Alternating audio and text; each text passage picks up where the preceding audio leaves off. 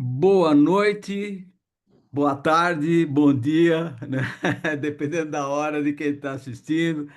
Então, pessoal do Arte do Encontro, hoje nós temos mais uma apresentação do Carlo Bavagnoli sobre a Itália. Itália, Alpes e companhia. Carlo, eu vou fazer o compartilhamento, enquanto isso, se apresenta rapidinho, tá bom? Tá bom, E eu vou tá fazer bom. o compartilhamento. Então, eu sou Carlo Bavagnoli, boa noite.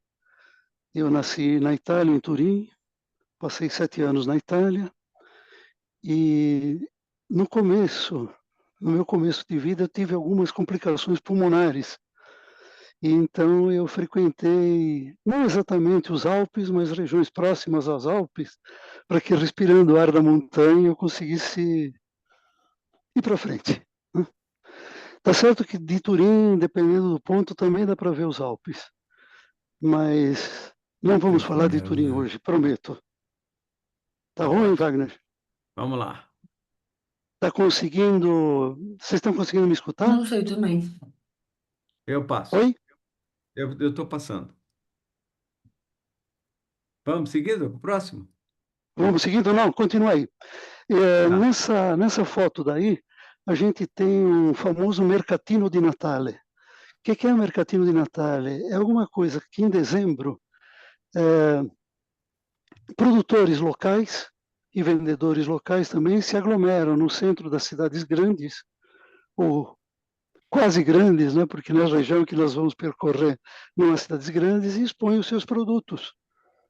E fica uma festa, né? Na praça principal das cidades, normalmente, e a gente vê uma praça principal de uma cidade tomada pelas diversas feirinhas e com o Duomo, a catedral lá no fundo. Próximo, por favor. O que é interessante é que o Ivan Regina também colaborou aqui, né?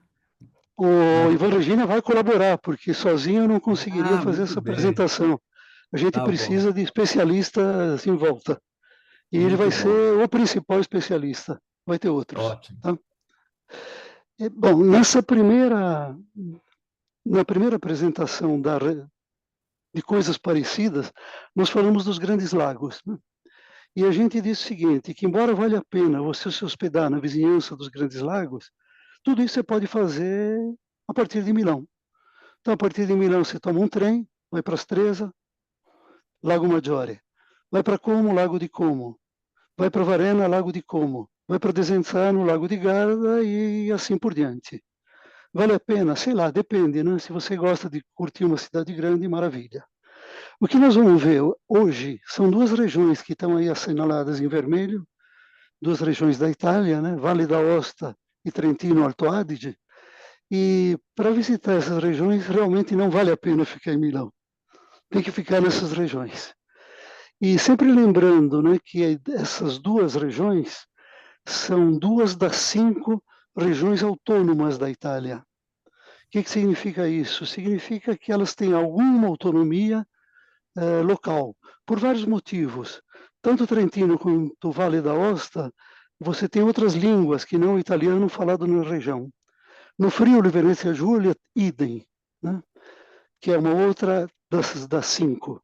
E as duas ilhas, Sicília e Sardenha, também gozam de uma certa autonomia. Wagner, por favor, aperta o sonzinho lá no canto inferior esquerdo.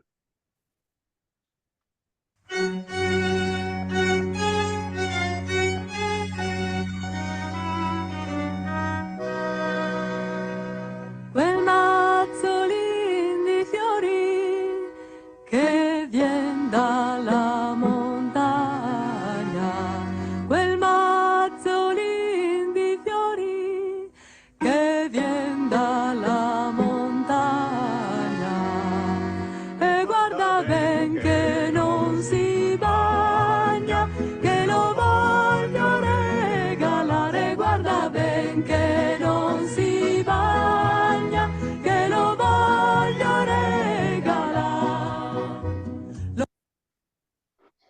A voz principal aí, por enquanto é segredo, e ao fundo você tem a voz de coros de alpinos, tá? Que vão nos seguir nessa viagem. Nós vamos começar pela Vale d'Aosta, vai ser uma apresentação bem curta, falar de clima, comes, bebes, o que explorar. Depois nós vamos passar para o Trentino Alto Adige, nós vamos caprichar um pouco mais. Vamos falar de novo clima, comes, bebes, explorar algumas cidades, comentar alguns lagos e um capítulo especial sobre as Dolomitas, que aí estão assinaladas em preto, num retângulo preto. Finalizando, a gente vai falar alguma coisa que pode interessar para os montanhistas sobre a fauna, sobre a flora da região. Próximo, Wagner, por favor. No próximo slide. Isso. Aqui nós estamos na Vale da Aosta.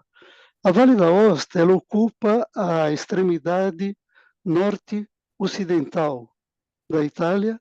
Ela se limita a oeste com a França, ao norte com a Suíça e ao sul e a leste com o Piemonte.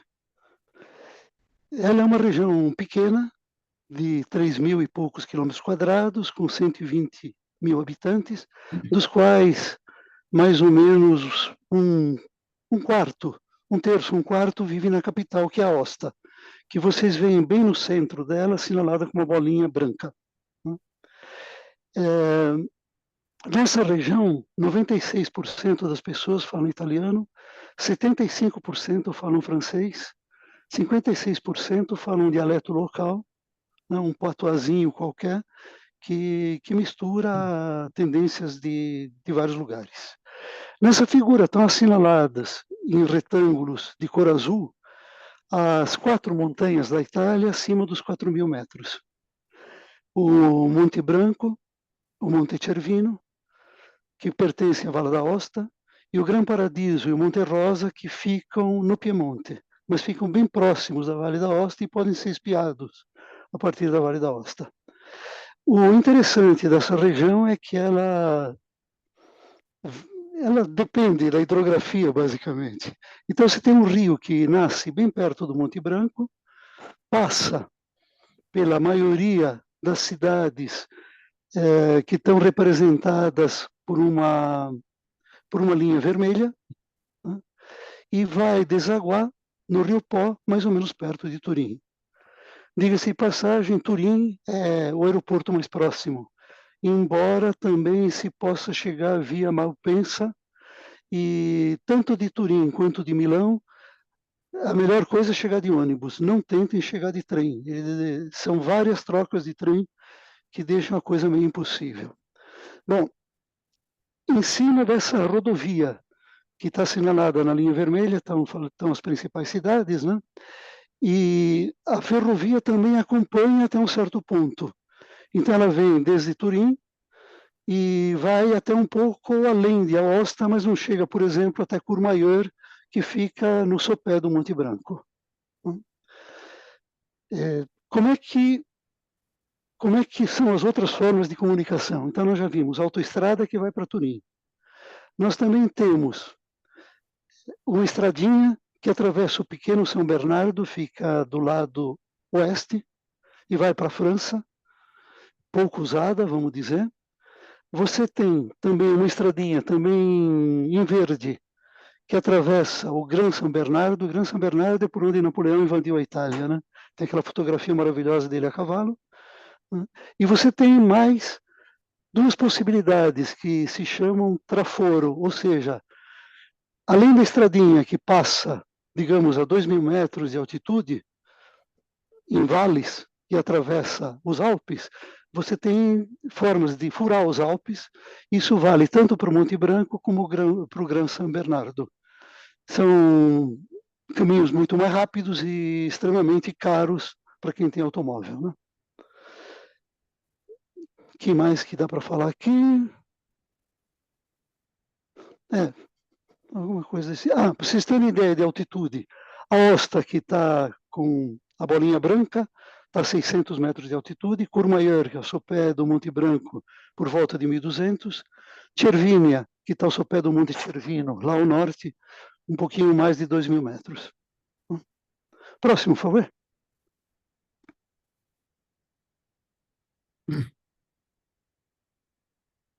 Isso. Então vamos falar agora de clima, comes e bebes. Do ponto de vista de clima, né, as temperaturas são bastante baixas. A média máxima anual chega a uns 14 graus em Aosta, e a Aosta está só a 600 metros a nível do mar. Imaginem nas montanhas, que podem passar de 4.000 metros. Né? Os meses mais frios são os do inverno, né? Dezembro, janeiro, fevereiro, março. Né? E as chuvas são maiores em novembro e dezembro, mas não costumam ser uma grande calamidade. Eu vou passar a bola para o especialista para ele comentar os vinhos da Vale da Aosta. Ivan, por favor. Próximo. Não, aí mesmo. Lá no canto inferior direito. Sim, vamos começar falando então dos vinhos de Vale da Aosta, que não é uma região, como sabemos, que se notabiliza por grandes vinhos, né? Como o Carlos falou, uma região alpina, ela faz fronteira com a França, a Suíça e com o Piemonte. Curiosamente, o vinho dela não tem praticamente nenhuma influência do Piemonte, mas tem muita influência francesa e alguma influência suíça. A influência francesa, porque nós temos diversas caças, diversas uvas francesas plantadas na região, como a Gamay, que é a uva do Beaujolais, Pinot Noir, que é a uva da Borgonha, Chardonnay, que é a uva da Borgonha, Syrah, que é a uva da Côte du Rhône, lá no sul da França, e da Suíça, uma uva chamada Petit Arvine, que tem alguma relevância. A região só tem uma casta autóctone. O que é autóctone? Quando a gente viu o curso de vinho, a gente viu isso daí. É uma casta, uma uva, que é originária da região. Chama Blanc de Morges. Como vocês viram no mapa anterior, aparece lá a cidade de Morges. E lá tem um vinho, eu já bebi. Eu fiz um retiro espiritual de uns 15 dias, numa cidadezinha ainda no Piemonte, mas quase na fronteira aí com o Vale da Aosta. E aí eu tive oportunidade de tomar esse Blanc de Morges. É um vinho branco, neutrão, assim, não se destaca por sua alta qualidade. Vai muito bem com a culinária local. E para fechar, eu sei que o Carlos vai se estender mais sobre isso, mas eu vou dar uns pitaquinhos rápido aqui. Esse Blanc de Morges é muito falado para ser bebido com vitelo Tonnet. Engraçado, né? Eles usam a grafia Tonnet e não Tonato, né? Como a gente usa em italiano, e é tomado com esse vinho. E um outro prato local também é um vinho feito de Gamay, que é a uva do Beaujolais, um prato chamado Turinese, que é uma espécie de uma abobrinha recheada com carne. Resumindo, é uma região que não se destaca muito por seus vinhos. É isso aí. Obrigado, Ivan. O Vitel Tonnet é o nome que se dá em piemontês, né? A uma espécie de carpaccio com maionese de atum. Maravilhoso. Bom, do ponto de vista de comes, né, o mais usual que você tem na região é você entrar num boteco qualquer e pedir um talher, né? Esse talher vem com queijos e frios. O frio típico da região é o tal da mozzetta. Né? E o queijo típico da região é o tal da fontina, né? Que tem um sabor doce, derrete na boca. Né? Outras coisas que você pode comer aí sem medo de ser feliz são o torchetti, um doce feito de massa, açúcar, manteiga, ou a polenta doce, que está enriquecida com uva passa, açúcar, canela, em xícaras de leite fervendo. E o Vale da Aosta também pega um pouco de carona no Piemonte, com relação a dois pratos típicos do Piemonte, que são a bagna calda e a fonduta. A fonduta seria exatamente a versão piemontesa do fondue, usando a fontina, com manteiga, leite, gemas, pimenta e eventualmente trufas brancas.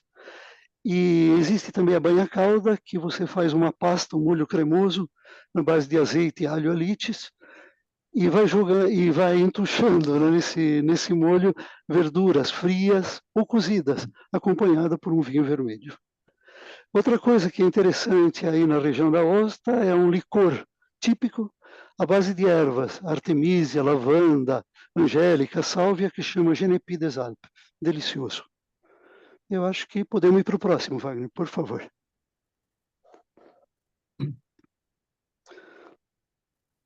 Vamos falar agora da capital.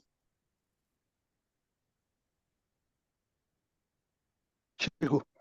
Então, Aosta, né, é uma cidade que tem um passado romano. Ela foi fundada por Augusto, né, o nome original é Augusta, assim como Turim, né, era Augusta Taurinorum, o nome original. Então, ela tem restos romanos, um arco de Augusto maravilhoso, um teatro romano muito bem conservado.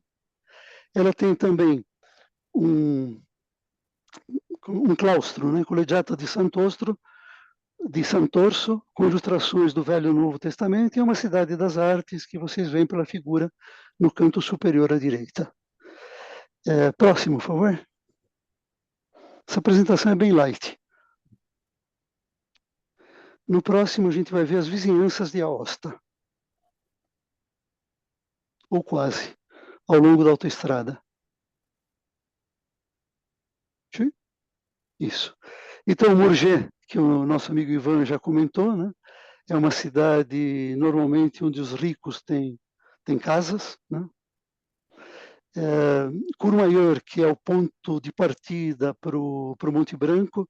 Eu registrei aí a estação de Courmayeur e apontei com uma flecha vermelha um letreiro que diz, primeiro em francês, Office du Tourisme, e depois em italiano, Ufficio del Turismo, para vocês terem ideia de qual é a língua oficial e qual é a língua oficiosa da região. Ao longo do caminho da autoestrada, vocês também podem acompanhar termas, castelos, fortes, entre os quais esse forte de Bar, que está lá em cima, né? Já foi chamado de cidadela inexpugnável há quase 1500 anos, mas chegou a ser expugnado, inclusive, por Napoleão.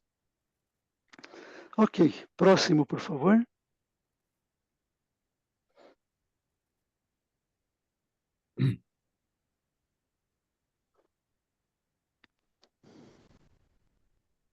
Está demorando para chegar? Está demorando para mim, pelo menos. Eu não sei, que eu sou meio lerdo, né? Bom, Pedro, talvez seja o caso de você fazer compartilhamento. Se você puder, coloca nessa mesma, na próxima aqui, porque eu estou aqui pelo celular, mas talvez está muito lento. não está ruim não, viu, Wagner? Se for o caso, Ah, eu consigo então vai. falar a coisa básica antes de ir, sem Não, Tá problemas. bom. mas é possível aqui. Opa, maravilha. Próximo, então. Ótimo. Nós estamos perto do Monte Cervino, né? A cidade base é Cervinia, então Cervinia fica a 2.000 metros, o Cervino fica a 4.000 e tantos, né? E você pode esquiar tranquilamente a 3.500 metros de altitude, gozando de uma paisagem muito bonita e, eventualmente, se arrastando em volta e curtindo o Lago Azul de Ventournanche, que fica nas imediações. Recentemente, o que acontece? Você não consegue, por caminhos, você não consegue de carro atravessar da Itália para a Suíça, pelo Monte Cervino, mas você pode atravessar por cima. Isso é recente. Então você pega, por exemplo, em Cervinia, né, uma série de teleféricos, e esses teleféricos vão até Zermatt, na Suíça. E do lado suíço, o Monte Cervino se chama Matterhorn. Então, esse meio de comunicação, o meio de transporte, se chama Matterhorn Alpine Crossing. É bem recente. Próximo, por favor. Você quer que eu passe, Wagner? Pode ser. Você pode fazer, ó, já pode fazer o share, você me derruba e vai. Tá, então deixa eu fazer isso. Já.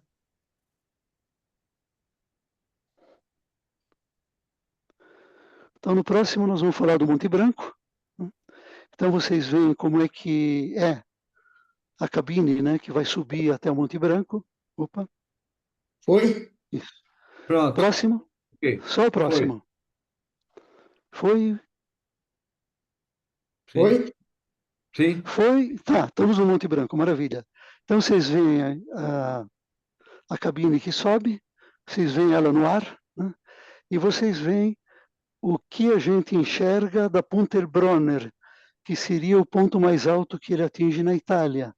O Monte Branco fica bem acima da minha cabeça aí nessa foto, né? O Monte Branco está dividido entre a Itália e a França, mas o ponto culminante dele, os 4.810 metros que fazem parte que, vamos dizer, seria o ponto culminante da Europa, tirando a ex-União Soviética. Do lado de lá você tem uma cidade chamada Chamonix, e de Chamonix você sobe até a Aiguille du Midi. A Aiguille du Midi é um pouco mais alta que a Ponte-Bronner, naturalmente, ela tem 3.767 metros. E foi construído um elevador que vai até 3.842. Então você pode, hoje em dia, fazer o seguinte, subir de Courmayeur. Courmayeur é alguma coisa do tipo 1.300 metros acima do nível do mar. Dá uma parada no Pavillon, que é no meio do caminho, dentro da Itália, 2.200 metros. Vai até Ponte-Bronner, que é quase 3.500 metros. De lá você pega uma nova cabina, né? E essa cabina te leva até a Aiguille du Midi, 3.767. Toma um elevador e desce para Chamonix, que tem 1.000 metros de altitude, ou vice-versa. Eu fiz os dois caminhos. Eu, sem nenhum bairrismo, eu prefiro o caminho da Itália. Se eu tiver que escolher um país para visitar, eu prefiro a França. Mas se eu tiver que visitar o Monte Branco, eu prefiro vê-lo pela Itália. Eu acho que eu falei tudo. Sim. A travessia completa leva bastante tempo, alguma coisa do tipo 2 horas, né? De um lado para o outro. E se você fizer de ida e volta, a volta sai praticamente de graça.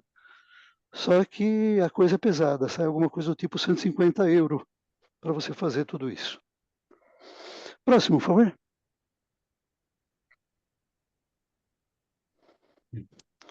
Então, agora a gente vai escutar a nossa amiga Rita Pavone. É só clicar na fotografia maior.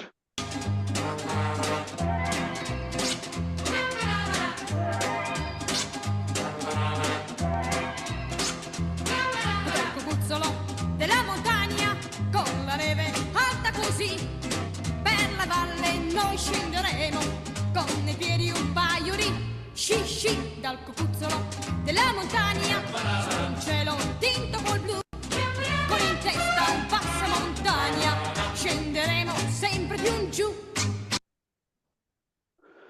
Desculpa, Reginaldo, a tradução não está perfeita, mas eu procurei dar um sentido, né? E o que vocês veem no canto inferior à esquerda é exatamente o passamontanha, o capuz de lã, muito usado pelos esquiadores, e a Rita Pavone do lado na sua melhor forma. Né? Para quem curte italiano, a letra em italiano está no canto inferior direito. Próximo, por favor.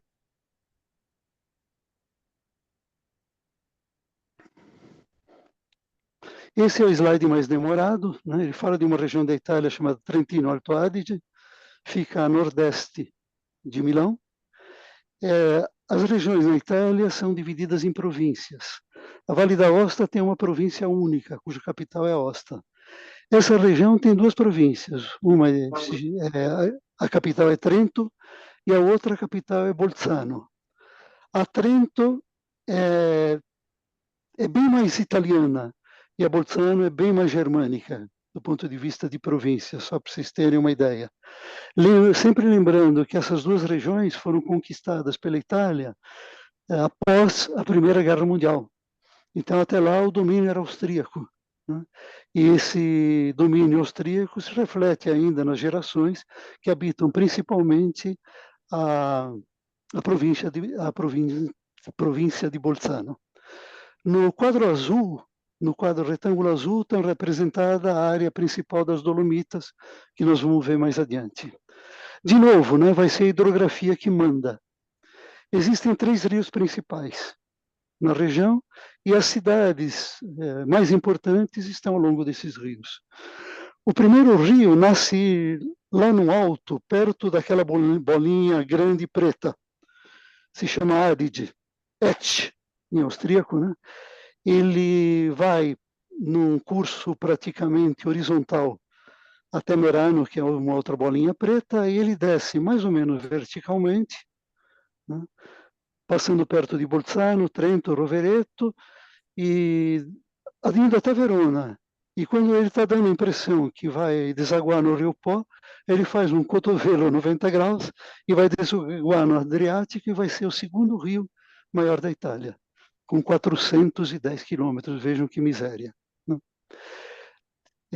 Ele tem como afluente um que vem do norte, que passa pelas cidades de Bolinhas, Cor-de-Rosa, Fortezza, Bressanone, e se encontra com Adige, perto de Bolzano. E esse cara, por sua vez, tem um outro afluente que vem do leste, que passa mais ou menos perto, ou pelas cidades com bolinha amarela. Né? Então, esses são os 3 grandes rios, e em volta deles estão as grandes cidades. Trento e Bolzano ultrapassam, mal e porcamente, 100.000 habitantes cada uma. Existem mais 2 cidades com mais de 25.000 habitantes, e todo o resto está abaixo disso. Então, nós temos uma área pequena, 13.500 km², com 1.100.000 habitantes, sendo que no Alto Adige, 69% são de língua alemã, 26% são de língua italiana, e existe um restinho de minorias, e a mais importante dessa minoria é de ladinos. Esses ladinos, eles ficam na região das Dolomitas, basicamente, e são 35.000 habitantes, mais ou menos. Do ponto de vista de ferrovia, as ferrovias seguem os rios também. Né? Então, você tem uma ferrovia que vem desde Munique, passando por Innsbruck, ela desce via Bressanone, que é uma bolinha cor-de-rosa, Bolzano, bolinha branca, Trento, Rovereto, bolinhas azuis, e continua Verona, Mantova, Bolonha. Sendo que Verona é um aeroporto relativamente perto de Bolzano, cerca de 2 horas de trem de duração, e Munique não é uma tragédia, eles ficam mais ou menos a 4 horas de Bolzano. E podem existir trens diretos também. Então você pode aproveitar, ver os castelos do Rei Louco perto de Munique, tomar uma cerveja na Hofbräuhaus e depois descer para Bolzano e explorar toda a área da qual Bolzano é um centro muito interessante. Existe mais uma ferrovia que vai de Bolzano para oeste. Ela passa primeiro por Merano, aí você troca do trem e vai seguindo o Vale do Rio, né? A Val Venosta até Males. E a partir daí, as coisas mais interessantes, você é obrigado a visitar de ônibus. Do lado de leste, existe uma ferrovia que vai para Brunico, Dobbiaco, que partia antigamente de Fortezza, que agora também parte de Bressanone, que é uma bela ideia, porque Bressanone é uma cidade que merece ser visitada. E de Dobbiaco você pode pegar um ônibus que em 1 hora e pouco ele te deixa em Cortina d'Ampezzo. Nota que Cortina d'Ampezzo está fora do Trentino, ela pertence ao Vêneto, mas ela é mais acessível pelo lado do Trentino Alto Adige que pelo lado do Vêneto, embora haja um ônibus que parte de Venezia, de Mestre, e vai até Cortina umas 2 vezes por dia. Não existe trem que vai para Cortina. Né? Quem conhece, quem já ouviu falar em Cortina d'Ampezzo e sabe da importância dela como centro de esqui, já sabe que não vai poder chegar de trem até lá. Né? Verona, que é um hub ferroviário, né? Fica na linha que vai digamos, de Turim até Veneza, passando por Milão, Verona, Padova, Vicenza, Veneza. Então, acho que nós falamos tudo aqui. Esqueci de dizer que, na verdade, o Trentino Alto Adige não é exatamente uma região autônoma, mas ela é feita de 2 províncias autônomas. Então, cada uma tem a sua própria autonomia em diversos aspectos, né? Por exemplo, arrecadação, educação e coisas que tais, né? O Trentino é uma das regiões que é apontada pelos especialistas, das 3 regiões, que é apontada pelos 3 especialistas como uma das mais belas da Itália. As outras 2 seriam a Toscana e a Sicília. Eu adicionaria por própria conta a região dos lagos, que nós vimos faz algum tempo, e a Puglia, que o Roberto já explorou numa apresentação anterior. Que mais? Acho que... essa região de Bolzano, ela se chama Alto Adige, ao contrário de Trento, que chama Trentino. E ela tem um nome alemão que chama Südtirol. Então é uma parte do Tirol, é uma parte do Tirol compartilhada com a Suíça, à esquerda, né, e a Áustria ao norte. E nós vamos ver que tem uma boa influência tirolesa nas cidades mais típicas. Ok, próximo, por favor. Clima, comes e bebes. Clima é bem parecido com o de Aosta, mas é um pouco mais ameno, porque embora as duas cidades, Bolzano e Aosta, tenham a mesma latitude aproximadamente, Bolzano é bem mais baixa. Então a altitude se manifesta e as temperaturas abaixo de zero ocorrem só em janeiro, fevereiro, mais ou menos, e dezembro. De qualquer maneira, a média já é maior que a Aosta, já chegamos a alguma coisa parecida com 18 graus no máximo. Seu Ivan, vamos lá para os vinhos do Trentino. Sim, volta só um slide, por gentileza. Eu queria que vocês vissem aqui, um pouquinho acima de Trento, a cidade aí está chamada Mesolombardo. Todo mundo tá vendo aí, né? Um pouquinho acima, ao norte de Trento ali. Bem do lado da Bolona Azul. Bem do lado da Do Bolona lado Azul, um pouquinho da acima de bolinha Trento. azul ali, Mesolombardo, isso. Essa é a capital do vinho trentino. Pode passar para o outro agora, só para a gente localizar. Eu vou falar separado, porque assim não tem nada a ver o Trentino com o Alto Adige em termos vinícola. Eu acho até que em termos culturais também, né? Depois o Carlos explica isso melhor. Mas, em termos de vinho, são coisas completamente diferentes. O vinho do Trentino, como a gente vê aí, tem uma série de uvas, mas aqui são duas que se destacam. Muito é essa Lagrein, que já está mais na parte de Bolzano, que já eu falo nela, mas na parte de Trento é essa Terodego ou Teródego. Eu já ouvi as duas pronúncias. Eu não sei qual é a correta, mas de qualquer maneira é uma uva espetacular. Essa uva ela está, aquela região ali ao norte de Trento, ela está num local geográfico chamado Planalto Rotaliano, porque tem uns braços de montanha, uns pedaços de montanha e um planalto muito alto, onde essa uva se deu assim maravilhosamente bem. Eu falei que no Vale da Ostra não tinha grandes destaques e se exportava muito pouco. Aqui também se exporta muito pouco, porque o vinho, porque ela é uma região que produz pouco, os italianos bebem tudo. É um vinho realmente muito, muito, muito bom. Ele tem o quê? Ele tem um médio corpo e um tanino médio também, mas é uma uva com muita fruta e que tem um amargorzinho assim de final de boca que é espetacular. O Trento também produz muito espumante. A maior parte do espumante, fora o Prosecco, né? Que Prosecco, cá entre nós, né? Tá em outra região, mas do espumante bom da Itália vem do Trentino. Em especial de uma casa chamada Casa Ferrari, não tem nada a ver com a escuderia, mas que é um grande produtor de espumantes maravilhosos. Na região se come muita carne de porco, né? E aí essa tinta Lagrein ali, que já eu falo nela, normalmente acompanha. Se come muito veado também, né? E essa Teródego aí também vai muito bem com esse tipo de carnes em geral. E também uma região que se come muito fígado. Então também o Teródego vai bem, ou o Merlot Trentino. Passando agora para a região do Alto Adige, que está ali acima de Bolzano, ali, como o Carlos falou, a influência absoluta é alemã. O vinho trentino é um vinho tipicamente italiano, com acidez alta, que se come junto com a comida de médio corpo e de médio tanino. Tá? Então, o Trentino é italiano. O Alto Adige, a influência é totalmente alemã. Os rótulos, inclusive, na maior parte das vezes, são escritos em alemão, com aquelas letras góticas, né? E aparecem, às vezes, o próprio rótulo em alemão e embaixo Südtirol, né? Brancos melhores que tintos, como também é o caso do vinho alemão.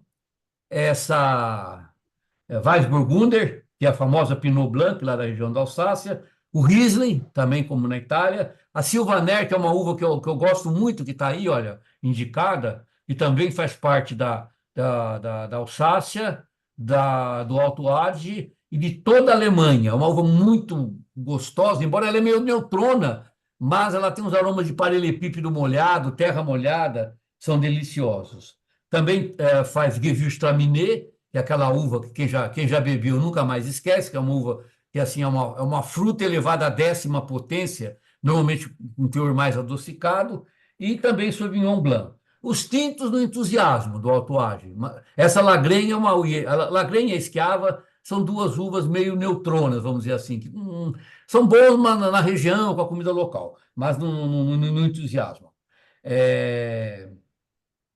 Recomendo, aí também nessa região do Alto Adige, é feito o melhor Gewürztraminer da Itália, por uma mulher chamada Helena Valchi.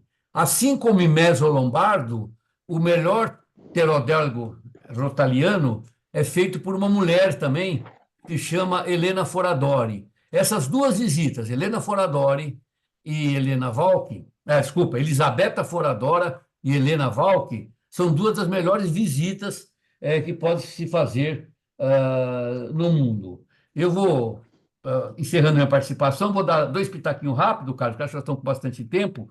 Eu visitei aí o Lago Careza, que é citado como o lago mais bonito do mundo, né? Fica ali no Alto Adige, tal, nas Dolomitas. Acho que o Carlos vai falar nele aí depois. É realmente uma coisa espetacular. E nós resolvemos fazer um piquenique, não tinha geladeira, não teve problema nenhum. Nós pegamos vinhos brancos, tinha um laguinho no lugar, nós mergulhamos as garrafas, tava assim, a água estava 4 graus, assim, então, com alguns minutos ali daquele lago, deu para se beber os vinhos tintos. Também a melhor refeição que eu já fiz na minha vida é muito próximo de Cortina, no restaurante em Sápada. Fica já na região do Friuli, mas meio na fronteira aí. É um restaurante espetacular. Então, é uma região de altíssima gastronomia. E os vinhos do Trento valem muito a pena ser conhecidos. Obrigado, gente. Obrigadão, Ivan. Eu só saberia falar alguma coisa bem do Gewürztraminer. O resto realmente eu não conheço. Conheço Prosecco também, mas como diz o Ivan, ele é da região do Vêneto, mais do que do Trentino. Exato. Do ponto de vista de comes, né, eu acho que a comida regional mais interessante, o próprio Ivan já comentou, é o speck. O speck é um bacon, no fundo, uma coxa de suíno aberta e defumada a frio, né?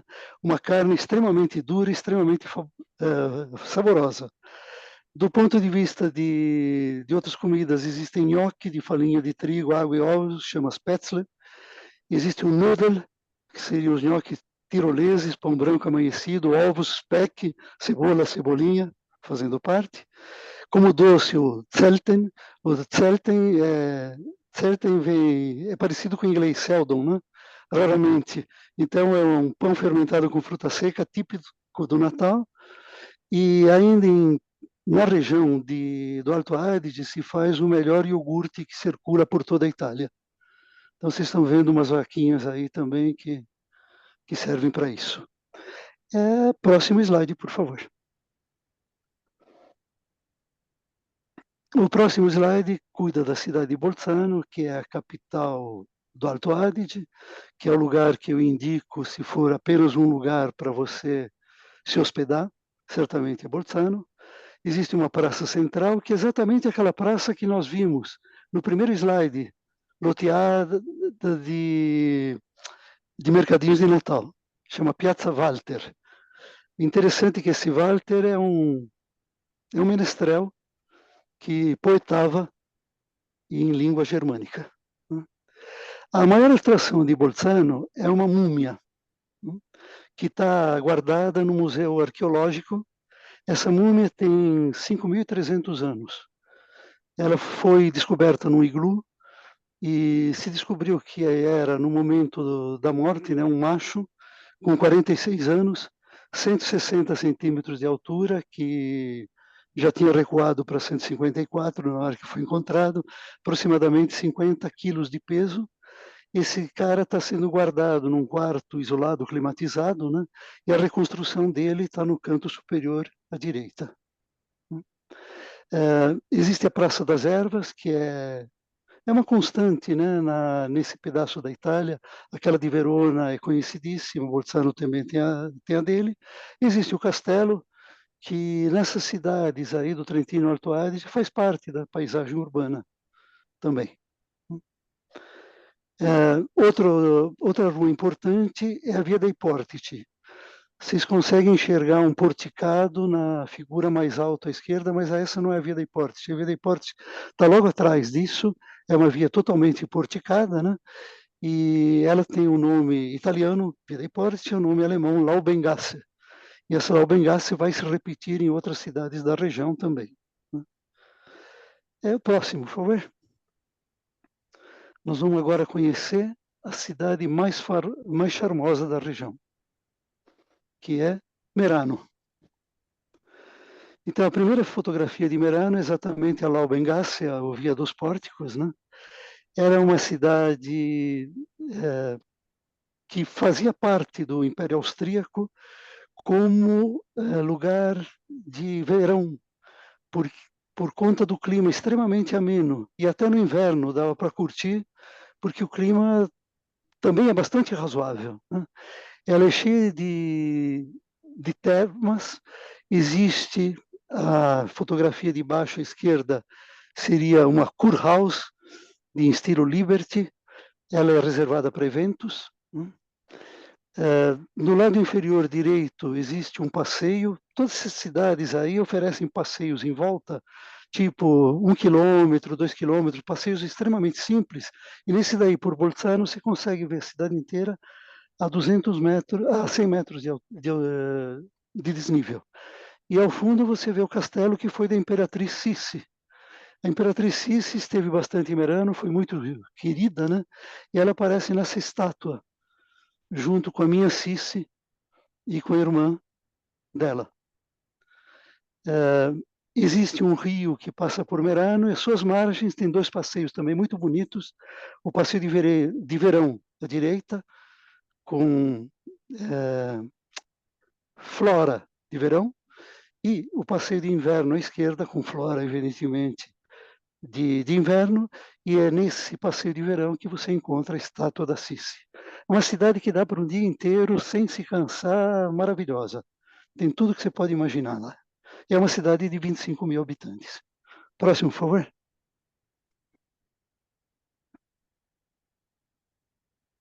Agora nós vamos ver 2 cidades. Nós vamos ver à esquerda, Brunico, que é uma cidade essencialmente tirolesa, né? E eu notei uma pequena semelhança de alguns prédios com a arquitetura em Chaimel de Santa Catarina, embora isso seja uma grande bobagem. E à direita você tem Bressanone. Bressanone foi um centro religioso extremamente importante na Idade Média e no começo do Renascimento também. Bressanone é curioso que você tem 2 igrejas próximas uma da outra, uma oferece missa em italiano, outra oferece missa em alemão. No mesmo horário, eu passei lá no domingo e vi que aquela que oferece missa em alemão estava bem mais cheia que aquela que oferece missa em italiano, que é muito razoável dentro da região. Próximo, por favor. Nós vamos passar agora para o Trentino. Trento é uma cidade que tem uma população aproximada igual a de Bolzano, um pouquinho acima de 100 mil habitantes. Tem o seu castelo, tem 3 praças principais. Essa primeira que tem logo em primeiro plano, embaixo à direita, né, a fonte de Netuno. Em segundo plano, você tem toda a memorabilia do Concílio de Trento. Existe uma outra praça que chama Piazza Dante, e aí tem uma estátua de Dante. Isso é uma represália de Trento a Bolzano. Trento, extremamente incomodada que Bolzano tinha erigido uma estátua para o seu menestrel em língua alemã, Trento erigiu uma estátua em homenagem a Dante, o maior poeta italiano, na Piazza Dante. E existe uma outra piazza importante também em Trento, que é a Piazza Cesare Battisti. Não confundam, tá? O herói italiano com o vilão que veio para o Brasil. Trento é uma das cidades de DH mais elevado da Itália. Eu estava outro dia conversando com o diretor do Colégio Dante Alighieri, que agora ele está fazendo paridade, né? Ou seja, você pode fazer até o colegial no Dante e entrar em igualdade de condições, ou seja, prestando simplesmente um vestibular para as universidades da Itália. Então, Trento é uma cidade indicada para esse tipo de universidade, uma cidade que não é muito grande e que não tem todos os vícios das cidades grandes. Ok. Outra coisa interessante é que Trento e Bressanone têm um passado religioso rico e as duas disputaram essa primazia. E aí as cidades que se alinharam com Trento, com a Diocese de Trento, elas têm campanários verdes. E aquelas que se alinharam com o bispo de Bressanone têm campanários vermelhos, as cúspides dos campanários, né? E em qualquer uma das duas, a grande maioria tem cobertura em formato de cebola. Próximo, por favor. Ao sul de Trento fica Rovereto. Rovereto também é uma cidade muito gostosa, né? Ela respiraria em volta de um grande educador, um tal de Rosmini, que dá o nome à praça principal da cidade. Mas existe, por exemplo, um festival anual de Mozart. Existe um museu de arte moderna e contemporânea com obras de Mario Botta, de Andy Warhol, de Giorgio Morandi. Existe um Café Bontade, que é um must, é imperdível, que é aquilo que vocês veem à esquerda na foto superior à direita. Existe um outro museu histórico italiano que conta a história da Primeira Guerra Mundial, num lugar bem alto, de modo que da vista dele você enxerga uma torrente passando embaixo, que fica na fotografia embaixo à direita. E em volta dessa torrente tem todo um passado e um pequeno presente, né, de fiação de lã. Existem fiações, não sei como é que se fala isso, mas enfim, fiações e tinturas de lã que você pode visitar ao longo desse rio. Uma cidade muito legal. Ok, próximo, por favor.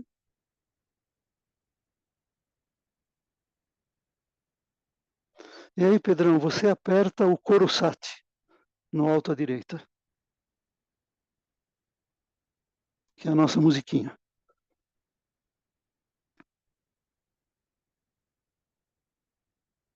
Falhou? Experimenta clicar. Isso. Isso. Saiu? Isso. Nada? Nada. Que peninha, gente. Eu não vou expor ao ridículo e cantar para vocês, não. Mas essa aqui é uma música dos alpinos, tá? É uma música dos alpinos.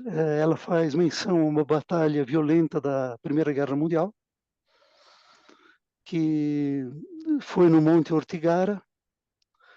Foi uma batalha sangrenta, morreu italiano, morreu austríaco, paburro. Existe um cemitério lá. E a música tem um refrão que é tapum. Eu vou tentar cantar, vai. Perdoem. 20 giorni sull'Ortigara, senza cambio per dismontar. Tapum, tapum, tapum, tapum, tapum, tapum. Bom, o tapum seria o barulho, né? Dos disparos no campo de batalha. O tá é o do carregamento da bala. O pum é o do disparo do fuzil. Essa música daqui é uma precursora era um garoto que, como eu, que também é italiano, né? Só que aí já não tem mais o tapum, é o ratatatá. Próximo, por favor. Será que nós perdemos todas as músicas? Bom, sei lá. Bom, agora nós vamos falar dos lagos. Os lagos são as 4 bolinhas grandes que aparecem.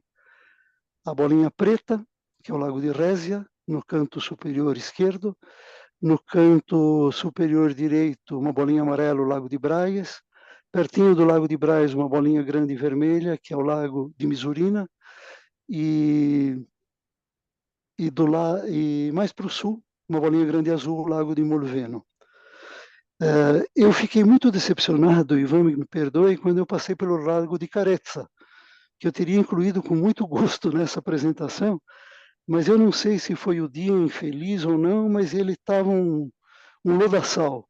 É claro que em volta das margens não se pode esperar outra coisa, mas lodaçal ia bastante além das margens. Então eu não incluí o lado de Carezza, que tem um nome muito, muito bonito, né? Carícia, e fica a meio do caminho entre as Dolomitas e Bolzano. Uma pena. Bom, os lagos são muito pequenos, a altitude pode ser grande, né? Misurina, quase 1.800, Braz e Résia por volta de 1.500, a profundidade é razoavelmente baixa, os lagos são relativamente pequenos, né? E o maior deles, que é o Lago de Résia, ou de Preto, é um lago artificial. Um detalhe interessante é que perto da Bolinha Preta, um pouco ao norte, nasce o Rio Adige. E o Rio Adige tem duas nascentes, uma é fake e a outra é real. Então, tomem cuidado para ir na real, embora a fake seja até mais atraente, né? Eu vi uma reportagem recentemente, não cheguei até lá, mas uma reportagem que mostra um guardião dessas nascentes. Ele trabalha em horário comercial, ele e a esposa, né? E é um guardião, por modo de dizer, né? Ele é uma função que foi criada provavelmente para preservar um pouco o local. Ok, próximo, por favor. Bom, Passou primeiro, dois. opa, Passou volta dois. um, volta um. Isso. Isso. Voltei. Vamos chegar no Lago de Misurina. O Lago de Misurina, ele fica na região do Vêneto, né? Não no Trentino Alto Adige, e ele fica bem perto de Cortina d'Ampezzo, que é o centro de esqui, provavelmente o mais badalado da Itália, né? O segundo poderia ser Cervinia, que a gente já viu lá no Vale da Aosta. Então a gente vê como é que fica a visão das montanhas, né, em Cortina d'Ampezzo, o Lago de Misurina, que é de um azul maravilhoso, e no caminho que vai desde o Trentino, Alto Adige, até Cortina, você passa perto das Tre Cime di Lavaredo. Essas Tre Cime di Lavaredo são três montanhas, né, três dentes extremamente altos, né? O mais alto chega a 3.000 metros e totalmente no meio do nada, né? São eles e mais nada em volta. Então, o caminho do ônibus deixa muito claro e você pode tirar fotografias muito boas, melhor que aquela que eu tirei. Ok. O Lago de Misurina, como todos os lagos da região, ele é sujeito a lendas, né? A lenda mais bonita é que havia uma princesa e um rei. A princesa é extremamente mimada e a princesa queria um espelho mágico da fada para ler os pensamentos de todo mundo que se espelhasse no lago, né? Que ainda não era de Misurina. A fada, ela tinha um jardim de flores lindíssimas, mas essas flores murchavam com excesso de sol.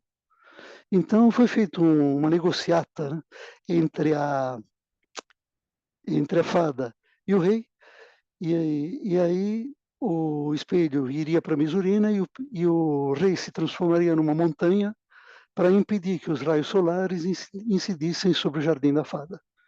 E assim foi feito, né? Misurina recebeu o espelho, o rei foi inchando, mudou de cor, seus cabelos viraram árvores, suas rugas viraram fendas profundas, e aí nasceu uma espécie de cadeia montanhosa que protege exatamente as flores da fada.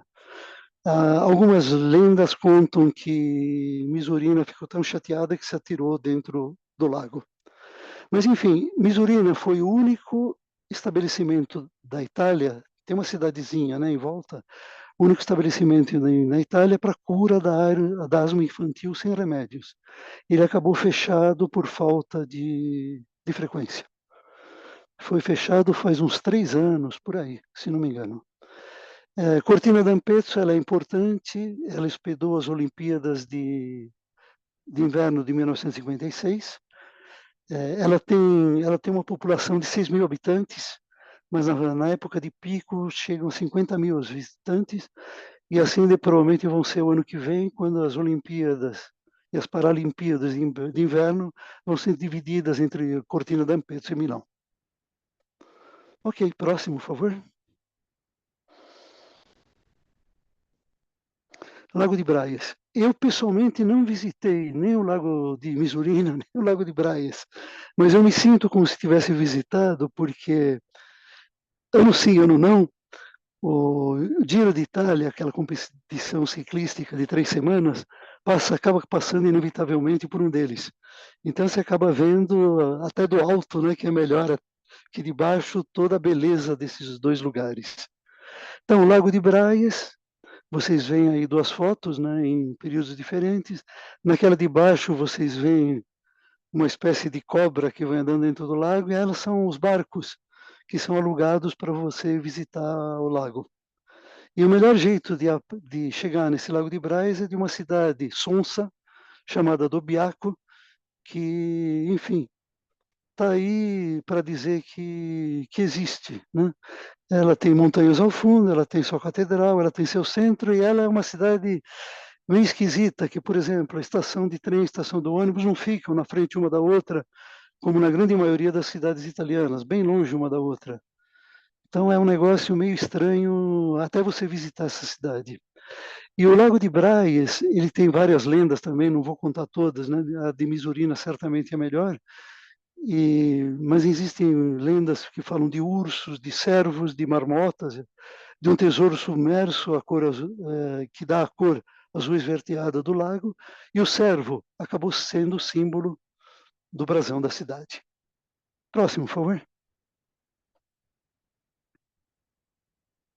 Próximo lago é o Lago de Molveno. O Lago de Molveno fica razoavelmente perto de Trento, né? E ele é visitável através de um complexo de ônibus que fazem uma espécie de ferradura, primeiro para leste, depois para norte, depois para oeste, em volta da ferrovia principal. Então, logo de cara, essa ferradura passa por San Lorenzo in Banale, que está no canto inferior à direita, que é uma cidade como antigamente, é uma cidade saída do conto de fadas. Depois elas se dirigem para Molveno, que é essa fotografia no canto superior à esquerda, que tem naturalmente o seu funicular, que permite observar o Lago de Molveno de cima, e depois disso vai um pouco para norte e passa para Andalo, que é um centro de esquis, né? E finalmente vai para leste, onde se junta a estrada de novo, a estação de trem. Então, o caminho a partir de Trento é bastante tranquilo, a partir de Bolzano também se faz o processo contrário e volta de Trento para Bolzano. No meio desse caminho existe a Casa do Parque do Urso, que é uma graça para crianças, dentro de um parque nacional, da Melo Brenta, que tem também lá suas dolomitas, que não são tão importantes assim. Um grande escritor italiano, Antonio Fogazzaro, ele descreveu Molveno como uma preciosa pérola dentro do mais precioso cofre. Próximo, por favor.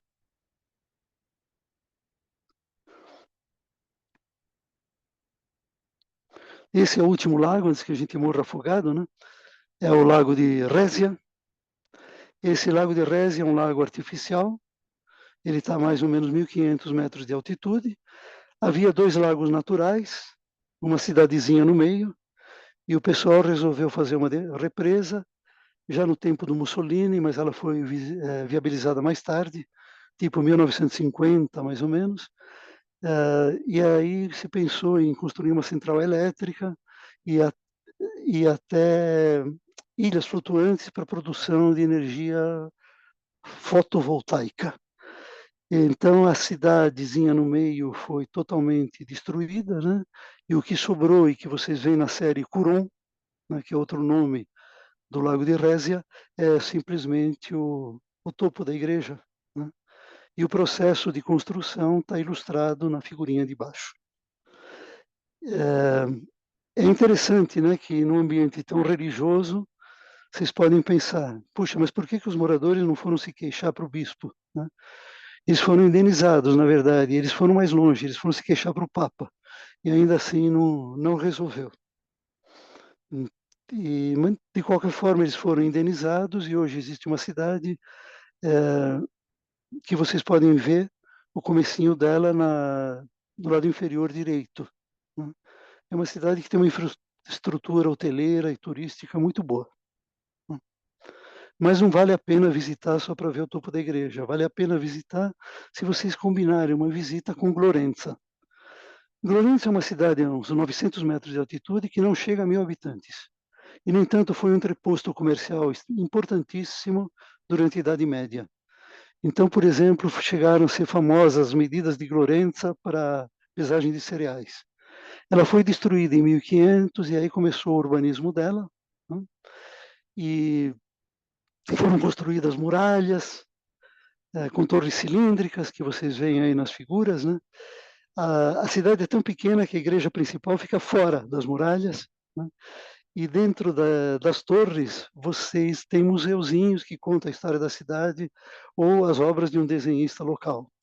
A cidade foi sujeita a inundações, e aí vocês veem o resultado, que o nível da rua versus as arcadas que você vê na figura de baixo à direita. E outro detalhe de Florença é que ela tem a única destilaria de whisky da Itália, que é perfeitamente visitável. Então, é uma cidadezinha maravilhosa. Eu diria que Merano, Rovereto, Florença são as 3 imperdíveis. Bolzano e Trento são as 2 grandes, portanto, imperdíveis também. Né? Bressanone também é bem bonita e Brúnico também. Ok. Próximo, por favor. Coragem. Vamos apertar o quadro verde e ver o que acontece?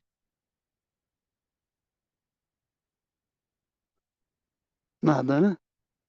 Deixa eu Quer tentar tentar, fazer uma Wagner? coisa.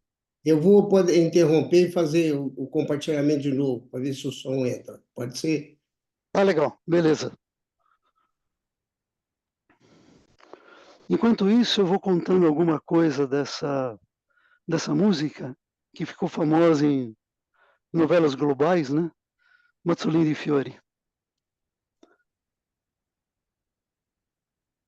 Ok. Força. Põe no formato apresentação. Ah, sim. Ele está no formato. Amplia a tela, sabe? Sim. Não tá indo, Wagner.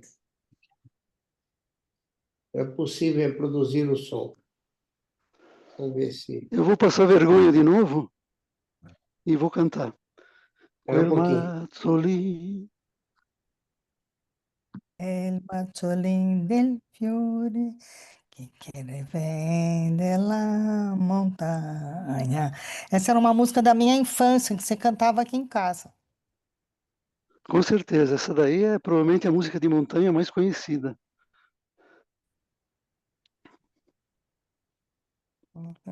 E é uma música Não compartilhou, né? cantada por Alpino. Wagner, não foi. Vamos. Volta lá, eu passo vergonha de novo, tudo bem. Não tá conseguindo.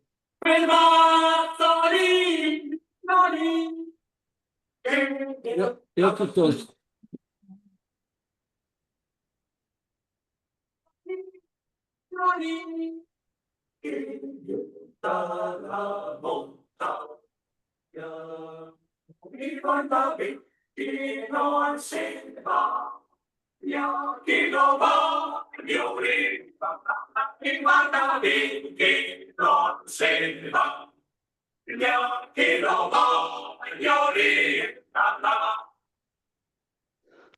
Lo voglio regalare perché lei è un bel matteco. Regalare perché lei è un bel matteco. Lo voglio dare al mio amore. Oh, questa sera qua mi lo voglio dare al mio amore. Oh, questa sera qua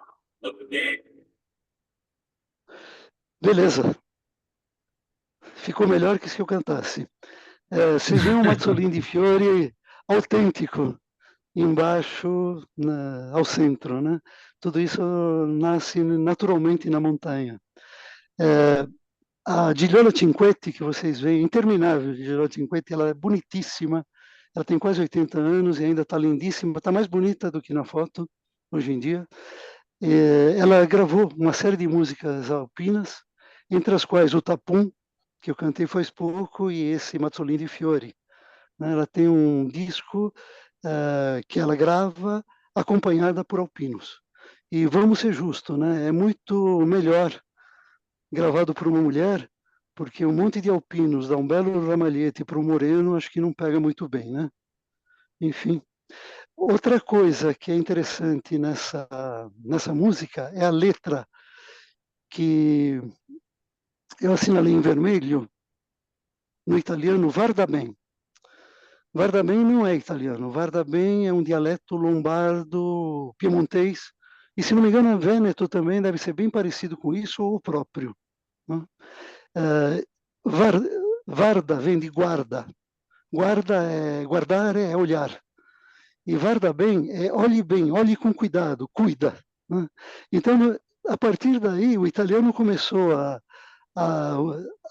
usar o guardar é bem, no sentido de cuidar. É uma contribuição que o dialeto deu para a língua italiana. O próximo, por favor. Bom, aqui nós estamos na área das Dolomitas, e sem entrar em muitos detalhes, né, está assinalado Bolzano no canto inferior esquerdo, aí a linha de trem que vai para o norte e depois para o oeste, que passa para Brunico e Dobbiaco, e em Dobbiaco você pega um ônibus que vai para o sul e vai até Cortina d'Ampezzo, vendo as Três Cime de Lavaredo, mas não dando para ver o Lago de Misurina. O Lago de Misurina você só chega pegando o ônibus a partir de Cortina.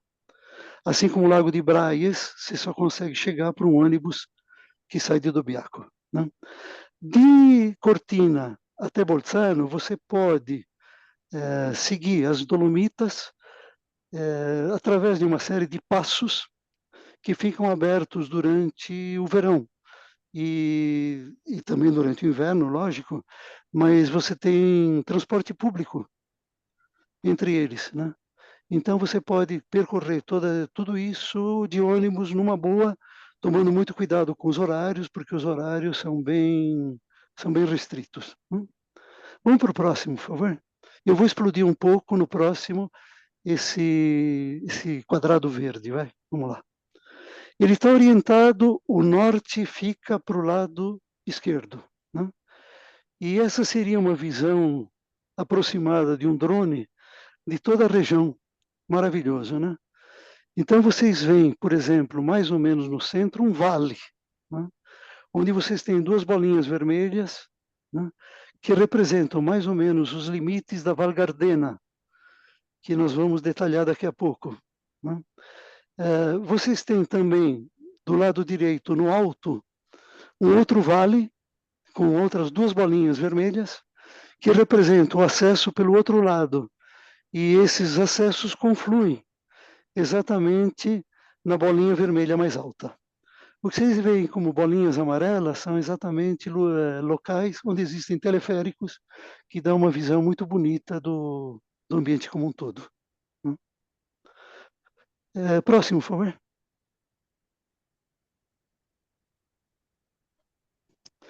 Nós vamos falar de uma cidade chamada Ortisei. Ortisei é a cidade, digamos, porta de entrada das Dolomitas pelo lado de Bolzano. Né? Na primeira figura, alta esquerda, vocês veem dois hotéis. O Hotel Águia, em alemão, né? E o Hotel Cavalinho Branco, em italiano, um do lado do outro. Provavelmente cada um deve ter sua freguesia. Logo embaixo, vocês têm a fachada do banco. Banca de Trento e Bolzano, em italiano, mas também tem seu nome em alemão, Bank für Trent und Bozen, e também tem o seu nome em ladino, porque Ortisei é uma das cidades ladinas do Alto Adige. Tanto assim que ela tem a Casa dos Ladinos, e nessa Casa dos Ladinos, à direita, né, você tem o Museu da Vale Gardena. E esse Museu da Vale Gardena, ele mostra várias coisas, mas os mais interessantes são as coleções de artesãos locais que de pai para filho foram passando seus trabalhos em madeira, esculturas, brinquedos e assim por diante, né? E tem até algumas coisas de gente que explorou as Dolomitas aí perto e tirou fotos e assim por diante. Mas é a Casa dos Ladinos. Só para lembrar, existem na região do Trentino Alto Adige alguma coisa como 300 municípios. Desses desses 300, 8 municípios são oficialmente trilingües. E 80% deles, desculpe, nesses 8, 80% o idioma ladino é o mais frequente. Então, você tem uma cidade ladina, né, que fala eventualmente italiano, que fala eventualmente o alemão também, e que é a porta de entrada para Val Gardena, que nós vamos ver no próximo slide. Por favor, próximo. Isso. Então, nós estamos ampliando aquele primeiro, né, aquela vista lá do drone. Nós estamos no 1, Ortisei, nós estamos em 2, Selva Gardena. Tanto Ortisei como Selva Gardena têm seus nomes anteriores e os seus nomes em alemão que não tem nada a ver. St. Ulrich para Ortisei, Wolkenstein para Selva Gardena. Né?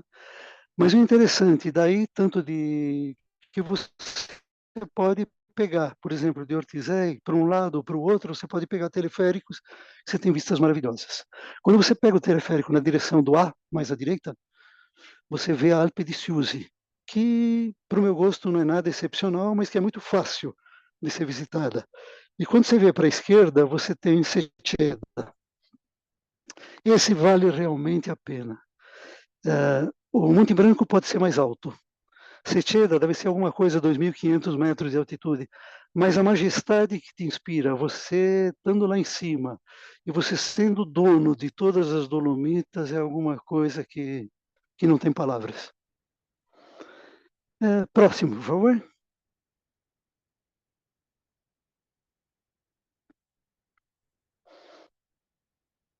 Aí nós vamos fazer o outro caminho, né?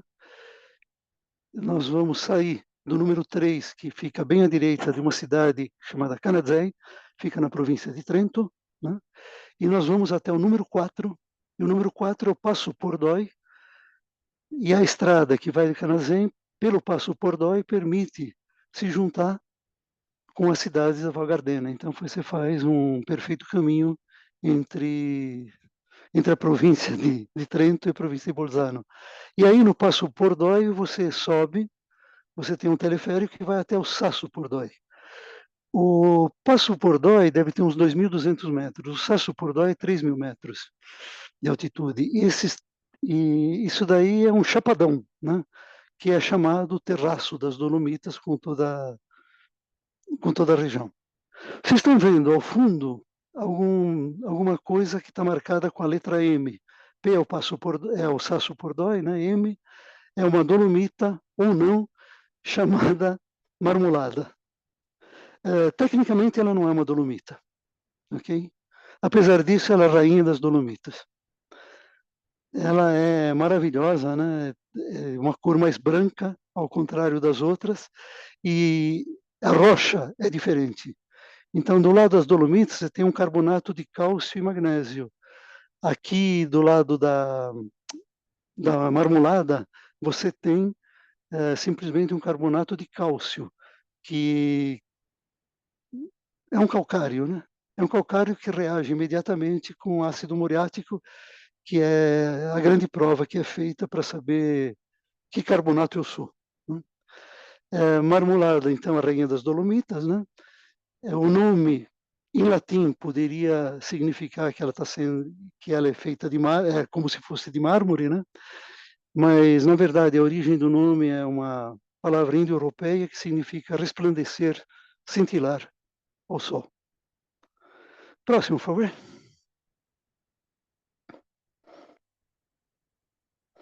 O que nós temos para os montanhistas agora? Então, para os montanhistas, nós temos as vias ferrata. Então, a via ferrata, né, é alguma coisa que te permite escalar montanhas. Ela já foi preparada, né? Você simplesmente tem que segui-la, claro que com equipamento conveniente, né? E a única forma de chegar no alto da Marmolada, por exemplo. Né? Ao longo das montanhas você tem refúgios, né, que te dão abrigo durante a noite. Alguns refúgios te dão abrigo e comida, tipo café da manhã só, ou café da manhã e jantar, né? com preços astronômicos, né? E você tem, por exemplo, até um refúgio 5 estrelas, que é aquele que nós estamos vendo embaixo à esquerda, né?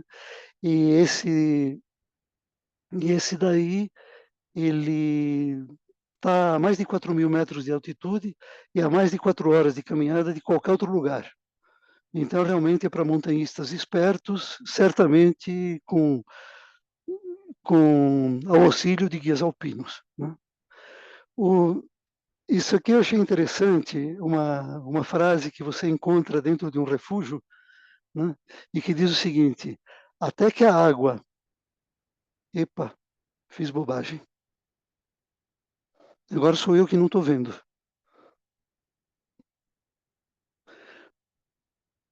Oremos. Isso. Até que a água no WC não ficar dessa cor, não puxa a descarga. Aqui a água é preciosa. Então notem como a coisa é racionada, né? Até o último ponto. Ao contrário, no Refúgio 5 Estrelas você tem Wi-Fi, você tem restaurante, você tem, enfim, todas as facilidades e tem até um observatório.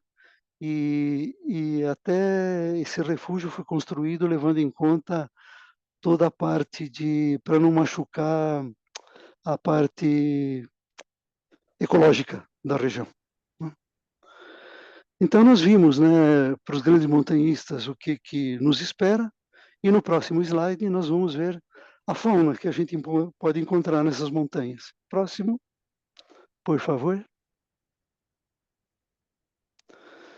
Então isso mostra alguns animais que podem ser encontrados, né? Nós já falamos em veados, nós já falamos em ursos, né?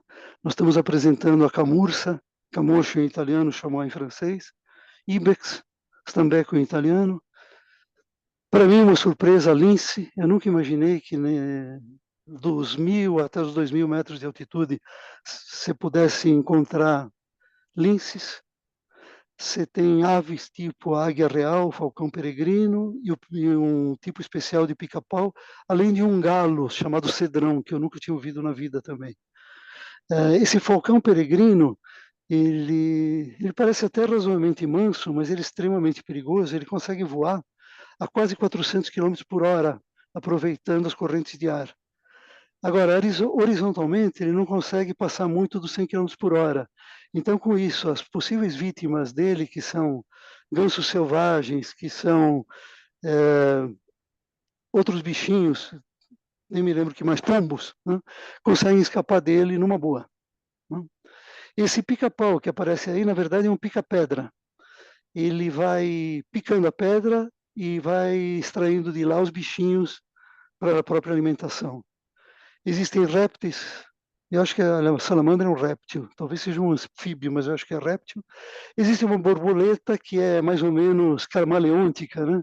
Ela consegue se mimetizar nas rochas, e o bichinho que eu acho mais bonito, mais simpático de todos é a marmota, que tem um berro ensurdecedor, né? Quando eu falei dos montanhistas, eu falei que se cobram preços astronômicos. Esses preços astronômicos também são cobrados nos hotéis do Trentino Alto Adige. Só que, e agora vem a cereja do bolo, nesse preço do hotel está incluído todo o transporte gratuito na região. Na região quer dizer, na província. Então, dentro da província de Bolzano, você pode acessar qualquer coisa via transporte público a custo zero. Você consegue ir de Bolzano até Cortina a custo zero. Você consegue ir de Bolzano até o lago de Curon a custo zero. Você consegue até ir de Bolzano a Trento e vice-versa a custo zero. Essa é uma caridade que eles fazem. Então, dentro de cada província, todo transporte público, trem, ônibus local, a custo zero. E boa parte dos museus também ou são a custo zero ou tem desconto. O que significa que a hora que você vê um preço meio assustador aí num hotel, tipo 160, 170 euros, pondera, porque o custo do transporte público está incluído nele. Próximo, por favor. Falei da fauna, vamos falar da flora. Então, na coluna do meio, Nas pontas você tem os dois tipos de pinheiros, que estão nessa mesma altitude de 1.000 a 2.000 metros. As flores que tem por lá, que são o bucaneve e a prímula, o botão d'oro e o mugueto. Os dois primeiros, eles são colhíveis, os dois últimos são venenosos, então tomem cuidado, assim como são venenosos os cogumelos que estão na região central da tela, e assim como são comestíveis os cogumelos que estão no direito ao meio. Eu explorei um pouco de pequeno as regiões de 2.000 a 2.000 metros, e eu nunca consegui diferenciar um cogumelo comestível de um cogumelo venenoso. Então eu não sabia o que colher, pelo sim, pelo não, eu não colhia. O que eu colhia era frutas silvestres, tipo mirtilos, que estão à direita dos cogumelos venenosos, né? Colhia moras, colhia morangos, colhia framboesas, colhia groselhas e assim por diante. Eu acho que você fez bem, Wagner. Você fez muito bem. Depois dessa, né, para não falar que não falei das flores, vamos falar no próximo slide. E oremos para funcionar a musiquinha da esquerda.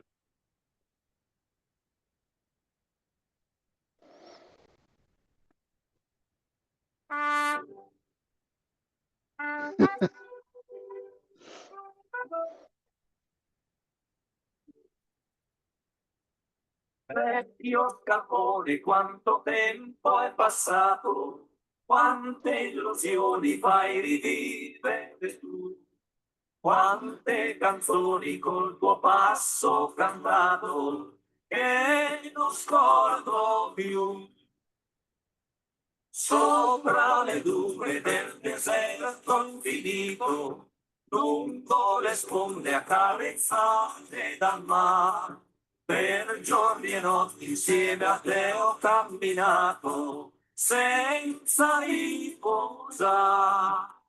Lassù tra le bianche cime di nevi eterne immacolate al sole, togliendo le stelle andine per farne dono ad un lontano amore. Essa música aqui, ela não é uma música de alpinos, é uma música do Festival de Sanremo, se não me engano, 1953, ou coisa parecida, porque quando eu cheguei no Brasil eu ainda lembrava dessa música em si. A outra, pode manter a outra, por favor.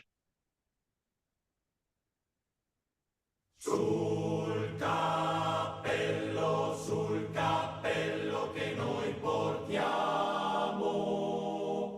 c'è una lunga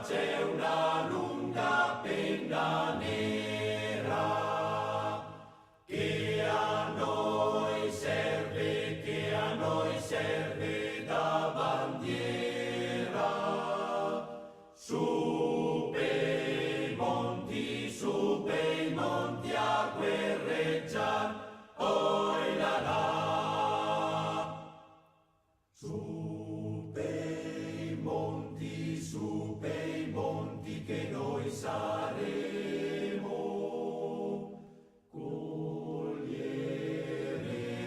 coglieremo stelle alpine per portarle alle bambine,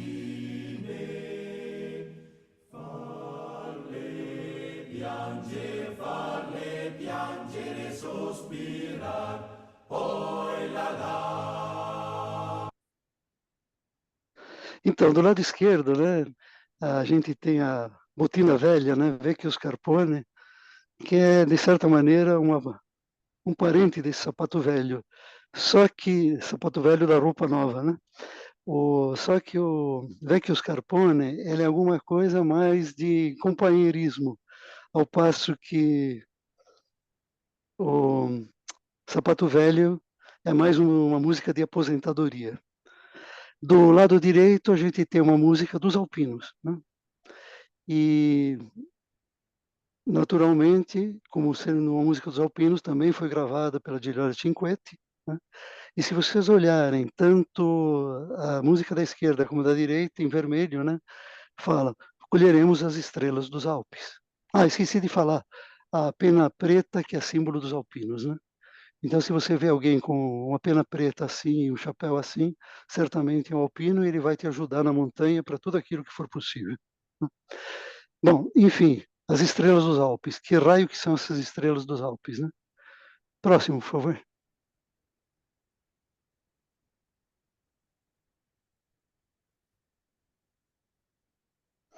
Essa é a estrela dos Alpes. É o famoso Edelweiss, né? Weiss branco, né? Edel nobre, né? E eu poderia agora ter um acesso assim de loucura e mostrar para vocês a Noviça Rebelde que fala de Edelweiss, mas eu vou poupar vocês e agradecer muito por ter me prestigiado. Obrigado. Muito bom. Excelente, Carlos. Fantástico. Muito bom. Legal. Então vamos lá, pessoal. Alguém tem alguma pergunta? Algum comentário?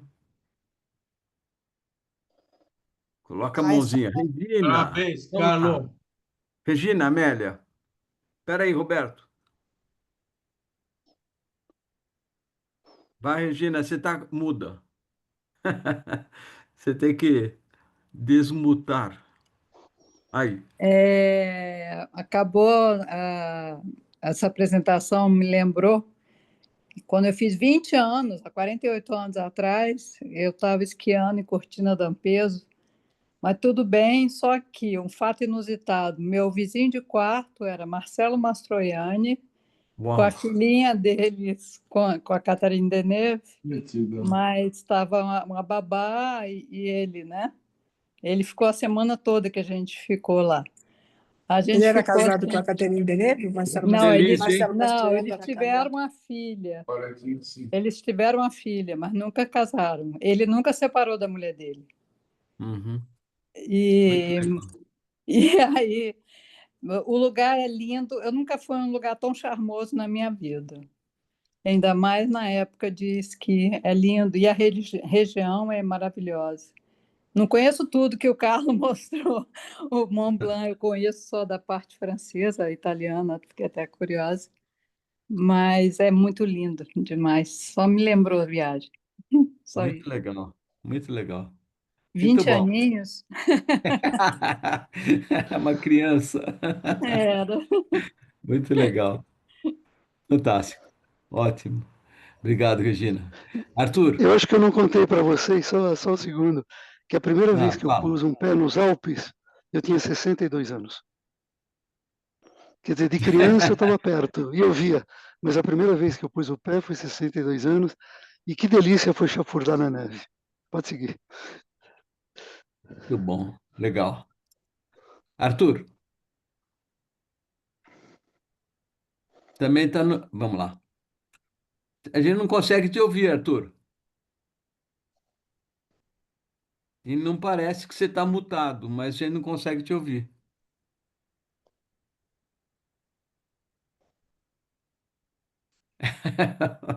Caramba. Ok. Tuta, vamos lá. eu só queria dizer que bela apresentação. É Viajei muito legal. com você, cara. Muito lindo. Não vou mais ter chance de ir para esse lugar, mas que beleza que foi a sua viagem, sua apresentação. Concordo, foi Obrigado. maravilhoso. Nossa, delícia. Muito bom. Ricardo, Foi, eu também achei lindíssima a apresentação. Eu adorei, foi muito bonito, me fez lembrar muita coisa de um pedacinho daquilo que eu conheço. Uma pergunta é a seguinte: você não incluiu o Piemonte na sua lista, né? E eu sempre pensei que quando a gente sobe vai por Susa e vai em direção à França, lá a gente atravessa os Alpes, não é? São os Alpes lá? Com certeza, sim. Tá. São os Alpes que são, vamos dizer, um pouco mais baixos que os Alpes do Vale da Aosta e menos charmosos que os Sim. Alpes do Trentino Alto Adige. Mas são Alpes e, olha, para mim foi terrível, tá? Que não apresentar Piemonte, que eu sou piemontês, né?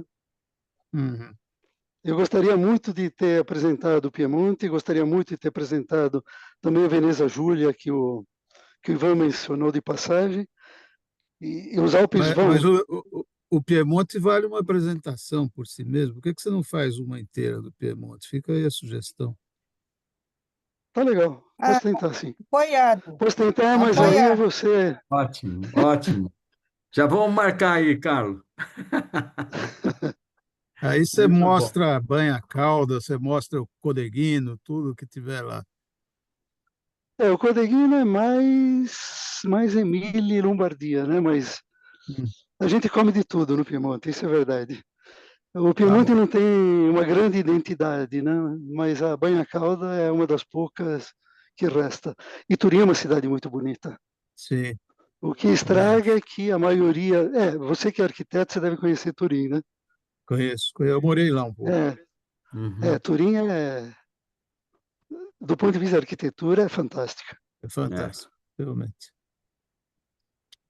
muito bom. Vamos lá. Mais alguém querendo fazer alguma pergunta, algum comentário? Carlo, eu me lembrei, quando eu era menina, recém-alfabetizada, eu ganhei uma coleção de livros que chamava Angélica.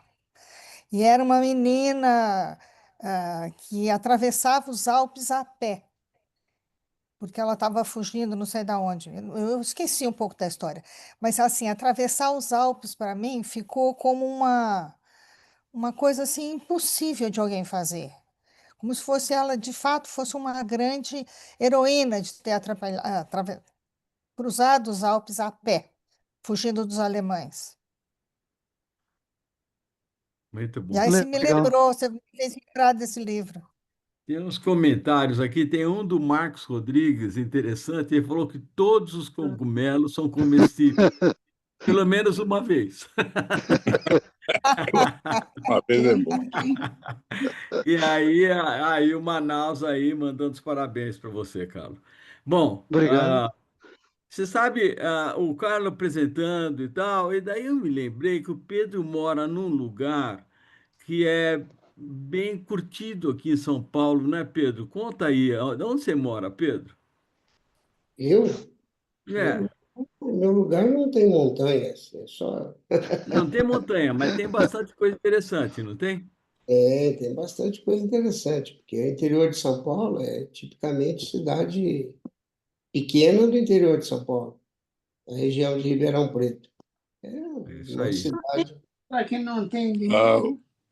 ô, Wagner, Oi, depois me dá a palavra, quero fazer uma observação para a o Carlos. palavra está dada. Carlos, Segue.